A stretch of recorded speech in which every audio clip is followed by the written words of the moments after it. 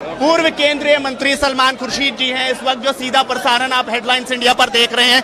Sir, किस तरीके से देखते हैं, आपने नई विचारधारा की शुरुआत की है कि लड़की हूं लड़ सकती हूं, 40% रिजर्वेशन की भी बात की, कैसे देखते हैं आप ये 2022 विधानसभा चुनाव? देखिए, ये एक ऐतिहासिक कदम है और मेरी पूरी आशा, उम्मीद, अपेक्षा है कि इस ऐतिहासिक कदम को लोग बढ़कर चूम लेंगे और इसका समर्थन करेंगे, क्योंकि आज कौन जीते और कौन हारे से बढ़कर ये बात है कि मानवता जीते, और मानवता तब जीतेगी जब माँ को, बेटी को वो सम्मान, अधिकार और भागीदारी मिलेगी। आज प्रियंका जी ने ये मौका दिया है, मैं उम्मीद करता हूं कि लोग इसे स्वीकार करेंगे। पिछली बार 2017 में लड़ाई तो बहुत लड़ी गई थी, लेकिन सीट सिर्फ 7 आई थी। इस बार आपको क्या लगता है, आंकड़ा कहां तक देखते हैं, क्या पूर्ण बहुमत से?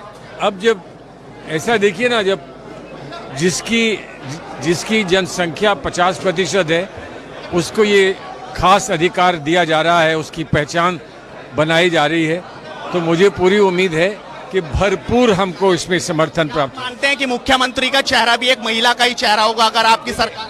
इस पर क्योंकि इस पर प्रियंका जी ने स्वयं जवाब दिया है, तो मैं उसमें कुछ जोड़ना नहीं चाहता। उन्होंने कहा कि उचित समय पर वो इस पर आप लोगों को मुकाबला किससे है, समाजवादी पार्टी से या भारतीय जनता पार्टी? प्रियंका जी ने ये कहा है कि हमारा मुकाबला है व्यवस्था को बदलने का, और व्यवस्था को बदलने में बहुत सारे पहलू हैं, लेकिन एक जो मुख्य पहलू है वो भागीदारी का है, वो सम्मान का है और अधिकार का है महिलाओं को, और इस पर हम लोग लड़ाई लड़ेंगे। बातचीत करने के लिए प्रमोद तिवारी जी मौजूद है। सर, किस तरीके से आप देखते हैं, क्या आप मानते हैं कि ये बड़ा सिक्सर आपने लगा दिया महिलाओं को 40% रिजर्वेशन देकर?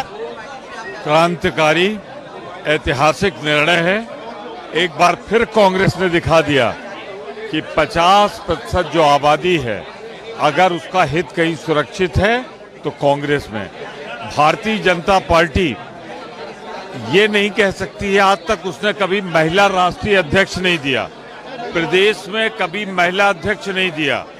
तो मैं ये कह सकता हूं कि जो पार्टी महिला विरोधी थी, उसके सामने कांग्रेस ने एक बड़ी लाइन खींच दी है 40% टिकट। आपने इसीलिए लिखा है कि लड़की हूं लड़ सकती हूं, लेकिन सवाल यह है कि आपकी बीजेपी से लड़ाई है, समाजवादी से है, या बहुजन समाज पार्टी से लड़ाई है? और सवाल यह है कि बहुजन समाज पार्टी की जो अध्यक्ष है वो मायावती है, तो इसका मतलब उनसे तो लड़ाई नहीं होगी।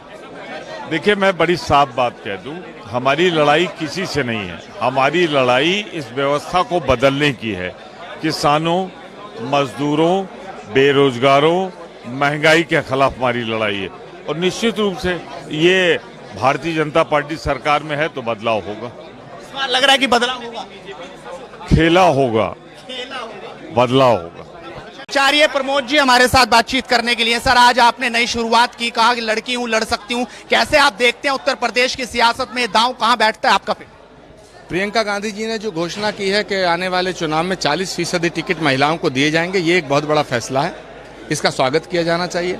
और मुझे लगता है कि पूरे देश की राजनीतिक पार्टियों को इससे शिक्षा लेनी चाहिए, और मुझे लगता है कि इस फैसले का जो प्रभाव है भारत की राजनीति पे बहुत गंभीर असर लाएगा, पूरे देश की राजनीति पे इसका प्रभाव पड़ेगा। आपकी लड़ाई इस बार उत्तर प्रदेश में किस है, समाजवादी पार्टी, बसपा, या फिर आपको बीजेपी दिखाई दे रही है? किससे लड़ाई है जो अहम आप लगता है कि लड़ाई? सारी पार्टियां मीडिया में लड़ रही हैं, लेकिन जमीन पे प्रियंका गांधी जी ही बीजेपी से लड़ रही हैं। इस बार सीटें कितनी दिखाई दे रही है प्रमोद जी की? आपको क्या लगता है, जो 7 पर आंकड़ा थमा था पिछले चुनाव में 2017 में, इस बार वो कहां तक जाता दिखाई दे रहा है?